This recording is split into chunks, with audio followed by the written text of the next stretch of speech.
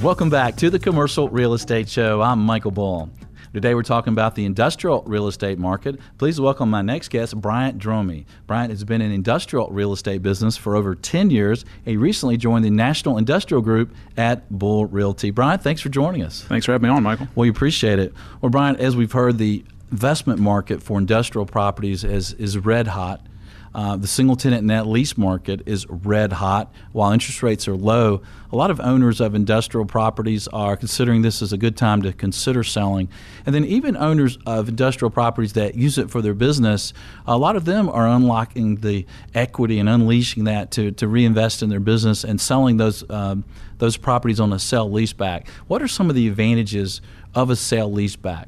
Well, there are several advantages to a sale-leaseback, but like you mentioned, the biggest one is being able to unlock the equity that they have in their property and turn that into cash. And that enables them to reinvest back into their business. They can also clean up their balance sheet and get the debt off of their balance sheet and improve their financial ratios in case they decide to borrow in the future. There's also tax advantages. They get to write off 100% of their lease payments, whereas if they have a note on their property, they're only able to write off the interest on the note. The flexibility also of just being able to move out after the lease term is over is a huge advantage for these companies because if they're stuck in the building and they can't sell it, then that is a disadvantage to them. So being able to move out quickly is a big advantage. That flexibility is a key point you made there. I like that because if at the end of 10 years and you've done a sale-leaseback and it's better for you to move on somewhere else, you just move, you're done. You've already sold the property, right? That's right. But if you need to move in 10 years and you haven't done that, now you've got a vacant building you're trying to sell. Vacant buildings, hard to sell.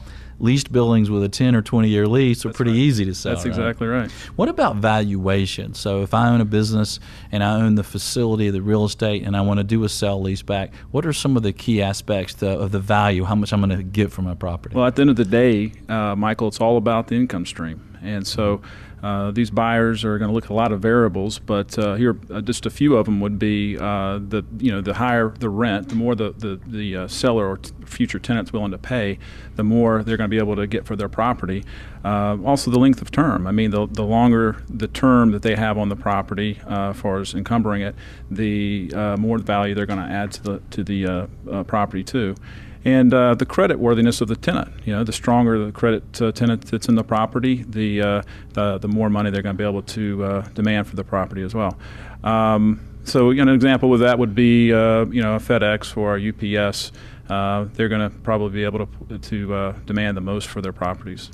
And then you just look at the overall facility itself. They're going to look at is a building in good repair, the location, the type of building, those types of things. Okay. And they're also going to look at the escalations in the lease as well, right? That's correct. Escalations are a big part of that because as the property matures through the lease, if the more escalations, the higher value that's also going to bring for the property. Right. So if you've got a 20-year lease, obviously you're going to get a lot more for your property than if you have a 15 or a 10 or a 5, right? That's exactly right. And then if you're a really high credit tenant, then you're going to get more for your property. But let's say that you're a local tenant, you've got great credit, maybe you've got a couple locations, but there's some other ways to maybe provide that lease more safety, right? Maybe a personal guarantee from the partners? Absolutely. There's always the opportunity to provide a personal guarantee if the tenant itself is just a local company or even regional for that matter.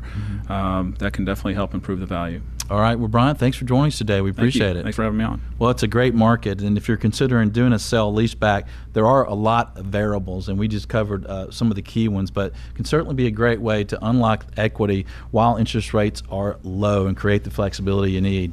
Well, thanks for joining us this week. Be sure and join us next week. We're going to talk about the press and about PR. So if you're a developer, a real estate company, whatever, there's some right and wrong ways to handle the press. We'll share them with you. So until next week, be sure that you always lead, learn, and laugh, and join us for the Commercial Real Estate Show.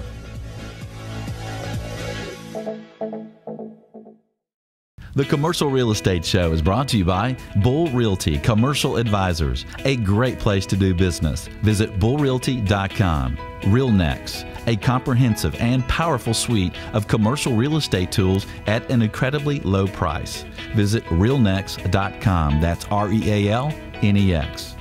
Xceligent, the resource professionals use for commercial real estate information. Visit xceligent.com. That's XCELIGENT. Commercial Search, the source to market and source available properties for sale or lease. Visit commercialsearch.com. For more information on these great companies or for additional videos, podcasts, or articles, visit CREshow.com.